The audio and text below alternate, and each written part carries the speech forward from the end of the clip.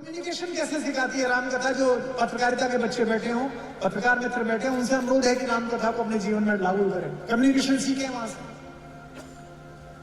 जैसे ही वहां गया, वो तो चमचों से घिरा हुआ बैठा था रावण। और चमचों से घिरे हुए जो रावण होते हैं वो बहुत अहंकारी होते हैं। चमचे की आप क्वालिटी समझते हैं? चमचा भरे हुए बर्तन में लगता है और जब तक बर्तन भरा हुआ रहता है तब तक नहीं बोलता। जब बर्तन पूरा खाली हो जाता है तब टन टन टन टन बोलना शुरू करता है। हम तो पहले ही कह रहे थे भैया ये ठीक नहीं हुआ। जब भैया माल लुटा रहे थे तब तो दमादम खा रहा था। तो वो चमचों से घिरा हुआ बैठा है और चमचों से घिरा हुआ आदमी ज्यादा अहंकारी होता है, उसे प्रशंसा सुनने का बड़ा शौक होता है। तो उसने अहंकार में पूछा, कौन है तू? मैं अंगद। कौन को सुन? किसका लड़का है? तो अंगद ने कहा बाली का। तो जानता तो था बाली कौन है, लेकिन चमचों के सामने कैसे कहता कि इसके पिताजी ने पीटा था मुझे? तो चमचे पहचान जाते। तो उसे कौन को सुन? बाली का। तो बोला को बाली? बाली कौन? तो अंगद भी प्लीज पूछी, काम का पड़ा है? वो बोले न जानिए, याद नहीं आया? पोटरी कांख में चाप रहे सागर साथ नहात बखानिए। तुम्हारी पोटली बना के जिन्होंने यहां दवाई थी और 7 बार चक्कर लगाया था, उन्हीं का लड़का को निकलना है।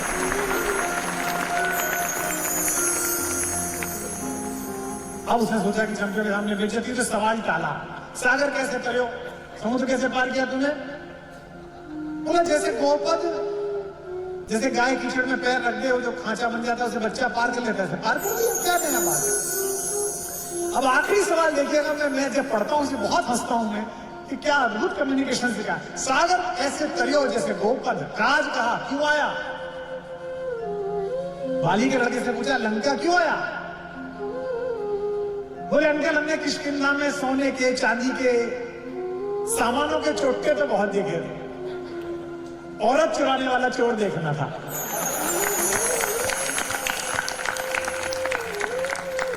सागर कैसे तरियो जैसे गोपद, काज कहा सीए चोर ही देखो। सीता के चोर को देखना चाहता था इसलिए आ गया। इसे कहते हैं कम्युनिकेशन के माध्यम से ही सामने वाले का मॉरल नीचे दबा देना। ये रामकथा सिखाती है। लोग कहते हैं क्या सीखोगे इससे? अभी जहां आईएएस तैयार होते हैं वहां से बुलावा आया था, तो उन्होंने मुझसे पूछा कि विषय क्या रहेगा। तो मैंने कहा रामकथा लोक प्रशासन।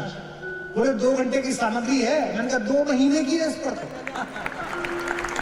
कैसे स्तर पर कैसे चले, राज्य स्तर पर कैसे चले, कर संग्रह कैसे हो, आंतरिक एलआईयू कैसी हो, गुप्तचर सेवा कैसी हो, प्रमोशंस कैसे मिले, टैक्सेशन कैसा हो, सब है इसके अंदर। तुम पढ़ो तो सही, तुमने पढ़ाई नहीं है और पढ़ना चाहते नहीं हो। सागर कैसे तरियो जैसे गोपद, काज कहा सीए चोर ही देखो। तो उसने कहा अरे तू मेरे दोस्त का लड़का है, बाली मेरा दोस्त था, और तू समझता नहीं है बेटे। एक मुझे देख, ये मेरा महल देख, ये नवग्रह चरणों में पड़े हुए, ये शनि देव नीचे पड़ा हुआ है। अरे एक वो तेरा तपस्वी, एक कपड़ा पहने हुए, दोनों भैया, वो क्या दे देंगे तुझे? कहां मैं और कहां वो? इसे कहते हैं कम्युनिकेशन। जैसे उसने कहा कहां वो कहां मैं, अंगद बोला ठीक कह रहे हैं अंकल जी, कहां वो कहां आप। तो तुरंत रावण ने अपने सारे चमचों की तरफ देखा कि देखो अब ये मेरी प्रशंसा कर रहा है। उसने कहा बेटे बताओ इन सबको कहां मैं और कहां वो। उसने कहा अंकल बता रहा। उसने कहा अंकल कहां वो रामचंद्र जी और कहां आप। उन्होंने एक छोटा सा बंदर भेजा, वो इस सागर को पार कर गया। उनके भाई ने एक छोटी सी नौक खींची, लक्ष्मण रेखा आप पे वो पार नहीं हुई, कहां वो कहां आप।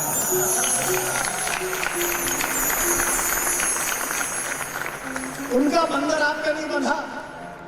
एक एक करके देखे ना, उनका बंदर आप पे नहीं बंधा। उन्होंने 5 तत्वों में से एक सागर को बांध के पुल बना दिया, कहां वो कहां आप। अंकल आप तो बहुत, और अंकल आपका प्रताप क्या बोलूं, वो क्या लड़के कुछ भी नहीं। उनका जो बंदर भेजा था उसकी पूंछ आप पे नहीं जली और उसकी जली पूंछ ने आपकी लंका जला दी, कहां वो कहां आप। यह है कम्युनिकेशन।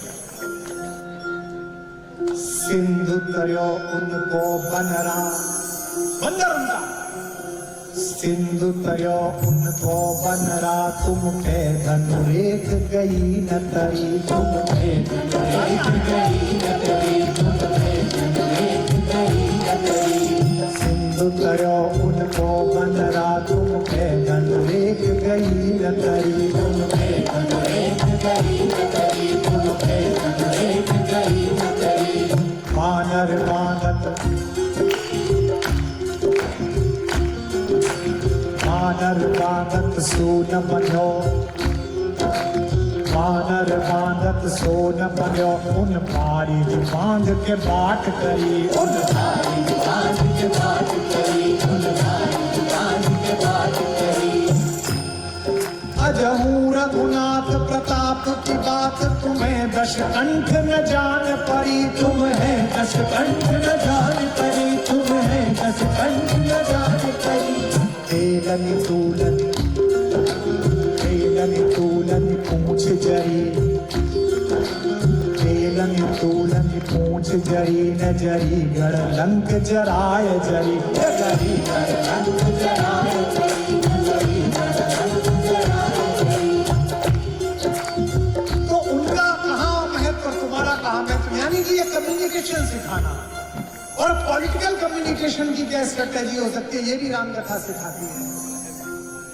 यहाँ राजनीति में जो काम करते हैं अलग अलग दलों के लोग, हमारे मित्र लोग बैठे हैं, कांग्रेस के हमारे मित्र बैठे हैं, भाजपा के हैं, सपा के हैं, बसपा के, अन्य पार्टियों के भी हैं। पॉलिटिकल कम्युनिकेशन कैसा होना चाहिए ये भी रामचरितमानस सिखाती है। जीवन में पहली बार विभीषण भगवान के पास पहुंचे सैन्य शिविर में। सुग्रीव ने कहा रावण का भाई आया है। कुछ सेनापतियों ने कहा नहीं मिलना चाहिए। राम ने कहा कि मेरा नाम शरणागत वत्सल है, जो शरण में आता है मैं उससे मिलता हूं, ये मेरे नाम के विपरीत चली जाएगी बात, बुलाकर लाओ। अब अपने भाई से लात खाए हुए, अपने भाई द्वारा निष्कासित, भगवान के प्रति अनन्य आस्था रखने वाले भक्त विभीषण का प्रवेश हुआ राम की उस कुटिया में, जो उनका वॉर ऑफिस था, सैन्य शिविर था, जहां केवल एक बड़ी शिला थी जिस पर वो और लक्ष्मण बैठे हुए थे। सामने वानरों द्वारा अंगरक्षित विभीषण ने प्रवेश किया।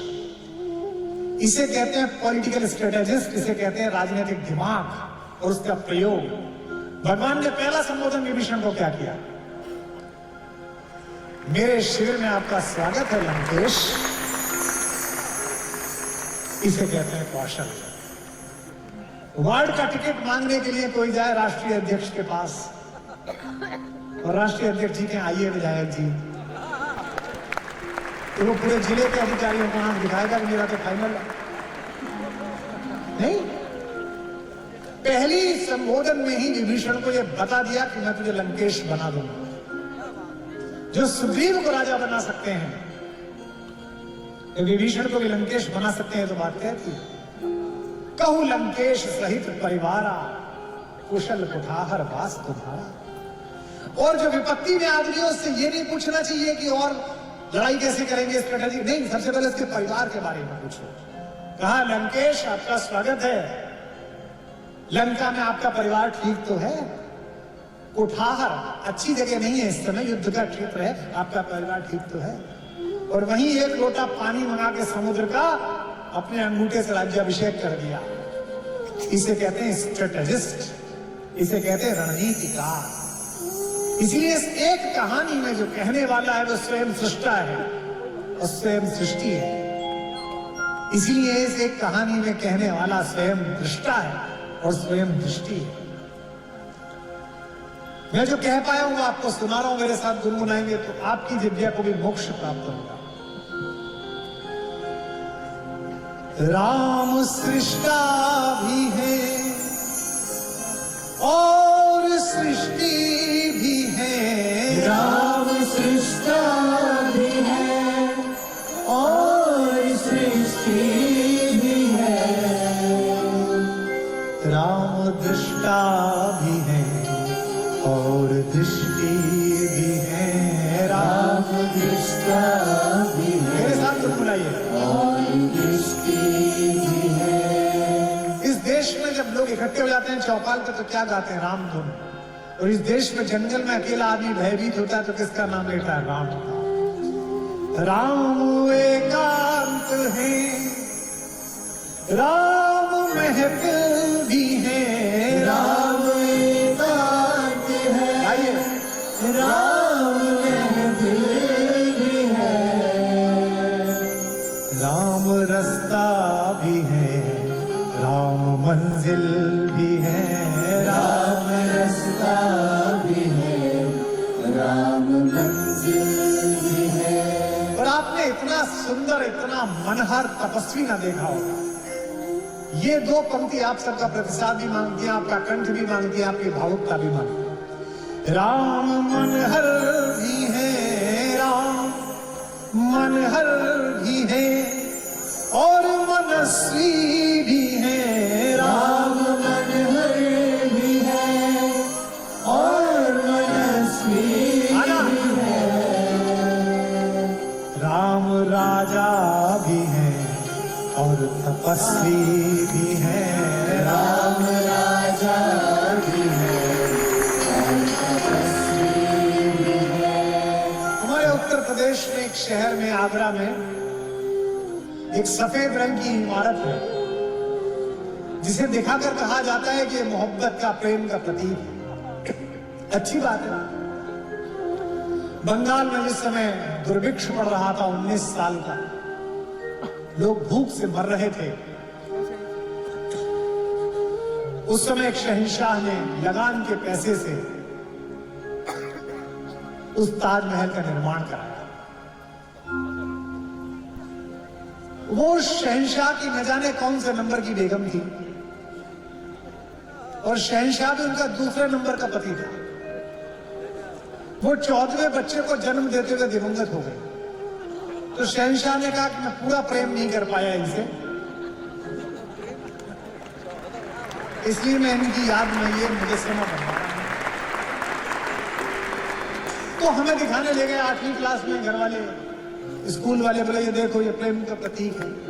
मैं आदर पूर्वक उन्हें प्रणाम भी करता हूं, उस प्रेम का आदर भी करता हूं, लेकिन मेरा मानना ये, उससे बड़ा प्रेम का प्रतीक तो बिहार का वो मजदूर है जिसने एक चट्टान से, एक पर्वत से अपनी गर्भवती पत्नी को रपट कर मरते हुए देखा, एक हथौड़ा उठाया और उस पर्वत के बीच से रास्ता बना दिया। वो दशरथ मांझी, उस शहंशाह से बड़ा प्रेम। प्रेम का प्रतीक दिखाना है तो उस रास्ते को जाकर दिखाइए कि देखिए एक आदमी ने प्रेम के कारण यह बना दिया। विश्व का सबसे बड़ा प्रेम का प्रतीक तो अगर मेरी कभी इस देश में चली, संस्कृति के रूप में, किसी रूप में चली, तो मैं इस देश में आने वाले विदेशी मेहमानों को ताजमहल नहीं दिखाऊंगा। मैं उन्हें हवाई जहाज, हेलीकॉप्टर में उड़ाकर धनुषकोटी के पास समुद्र में पड़े हुए पत्थर दिखाऊंगा जहां से निकलकर मेरा राम गया।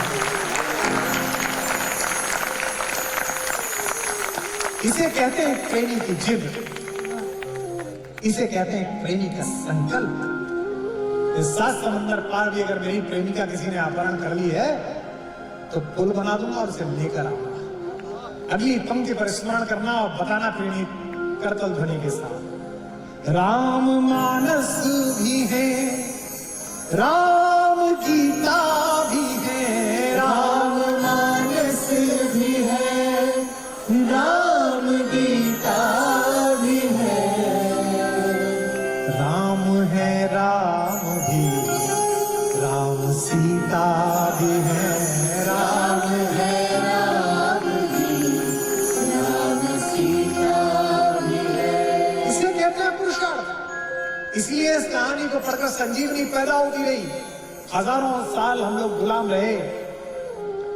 शक, हूं, कुषाण, यवन, चंगेज, पठान, तुर्क, तातार, मंगोल, डच, फ्रांसीसी, पुर्तगाली, रोहेले इतने आए, लेकिन उसके बाद भी ये देश, उसका धर्म जीवित रहा, इसलिए क्योंकि रामचरितमानस थी, क्योंकि राम की कहानी थी। वनवास में एक वल्कल पहनकर 14 वर्ष अपने पति के साथ पैदल चलने वाली मिथिलेश नंदिनी, अयोध्या की राजकुमारी, अयोध्या की महारानी, उसका जीवन हमारी माओ, हमारी दादियों, हमारी बुआओं को प्रेरणा देता रहा कि अभाव में सात्विकता के साथ जीवन चला लेंगे, लेकिन सोने की लंका पर राज करने वाले किसी रावण के साथ नहीं मिला। इसे कहानी में हमें संकल्प दिया। इसे कहते हैं पुरुषार्थ। मुझे अचानक स्मरण आ गया महात्मा जटायु जब स्वर्गारोहण कर रहे थे तो राम की गोद में थे। जटायु के लिए लोग कहते हैं कि जटायु के पंख थे। हो सकता है भाई, पर मैं वैज्ञानिक व्याख्याएं करता हूं इस कहानी की। मैं मानता हूं कि पंख नहीं थे। जटायु फाइटर प्लेन के पायलट थे और उस समय फाइटर प्लेन में यह सुविधाएं थी कि दूसरे किसी प्लेन में क्या हो रहा है वो अपने स्क्रीन पर देख सकते थे।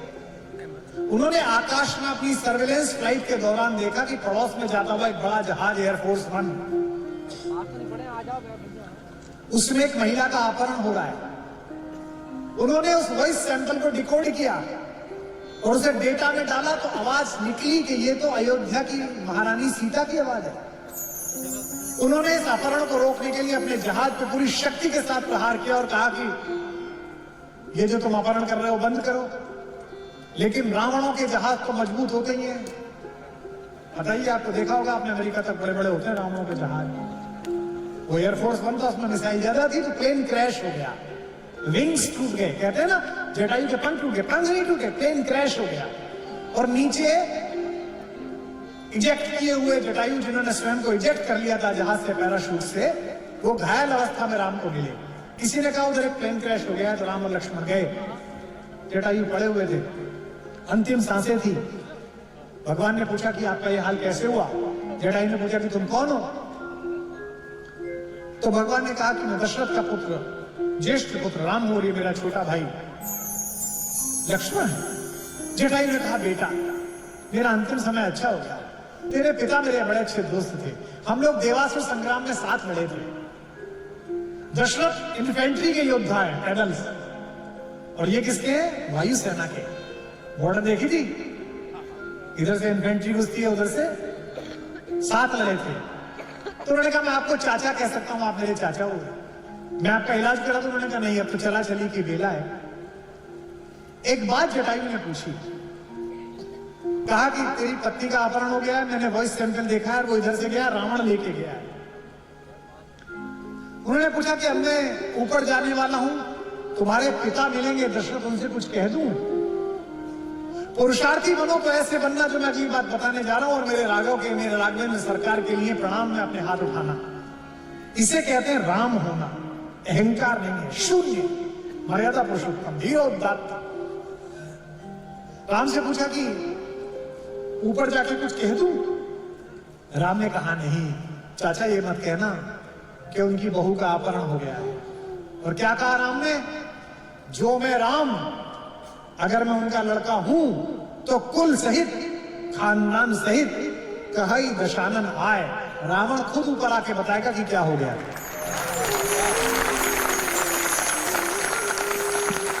यह पुरुषार्थ होना चाहिए इस देश का। यह कहना बंद होना चाहिए इस देश में कि पड़ोसी देश अपने आतंकवादी ना भेजे। यूनाइटेड नेशंस के मंच पर या कहीं भी इस देश को नहीं कहना चाहिए कि पड़ोसी देश आतंकवादी ना भेजे।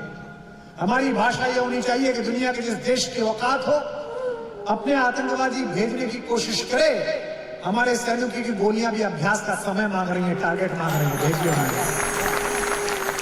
जो मैं राम तो कुल सहित कहे दशानन आए। राम महलों में है, गाइए, राम जंगल में है, राम महलों में है, राम जंगल में है। बच्चा पैदा होता है तो बुआ कान में क्या कहती है? राम। इस देश का आदमी अंतिम यात्रा पे जाता है तो उसके पीछे क्या कहा जाता है? ये जो शंका कर रहे हैं राम पे, ये भी जाएंगे तो इनके पीछे भी बोला जाएगा, बोला तो जाएगा। या हो सकता है अपनी पार्टी के नेताओं का सत्य बोले। अगर ऐसा बोलेंगे तो भैया फिर तो यही जाने। अब अगली पंक्ति उन्हीं को संबोधित है। राम महलों में है, राम जंगल में है, राम महलों में है, राम जंगल में है। राम महलों में है, राम जंगल में है, राम महलों में है, राम जंगल में है। राम मंगल में है, राम है शोक में, राम मंगल में है। राम हर युग में है, राम हर पल में है, राम हर युग में है, राम हर पल में है। राम है आज में, राम ही कल में है, राम है आज में, राम ही कल में है। राम गृहस्थ है, पहला देवता जो एक साथ दोनों चीज है, पत्नी के साथ भी रहता है लेकिन ब्रह्मचारी भी है वन में। राम गृहस्थ है, राम है संत भी, राम गृहस्थ है, राम है संत भी। मराठी का मैंने एक लोकगीत सुना। एक जगह है सांगली, बैतूल से मैं सांगली जा रहा था 30 वर्ष पहले, लोकल ट्रेन में। उस समय यही था, लोकल ट्रेन में जाना। तो वो कोई गाने वाला गा रहा था मराठी गीत, तो मेरे से पैसे मांगने लगा। मैं एमए में पढ़ता था, तो मैंने उसको कहा मैं दूंगा पैसे, ये जो तुम गा रहे हो उसका अर्थ बताओ। तो उसने मुझे आधा पौन घंटे की ट्रेन में 3 भजन सुनाए, 3 के अर्थ सुनाए। उस दिन भगवान ने मुझसे उससे जो दिलाया होगा 150 रुपए, उससे ज्यादा का करोड़ों का आनंद मुझे आज भी उसको याद करके मिलता है। उसने एक भजन सुनाया, उसका सार यह था कि राम जब 14 वर्ष बाद वापस लौटे तो नंदीग्राम में जहां पुष्पक विमान उतरा, वहां से उनकी शोभा यात्रा निकाली गई। पूरी अयोध्या सड़कों पर आ गई, लोग रोने लगे। आज दिवाली मनती है तो कितना उत्सव होता है, सोचो जब राम आए होंगे तो कैसी दिवाली मनी होगी।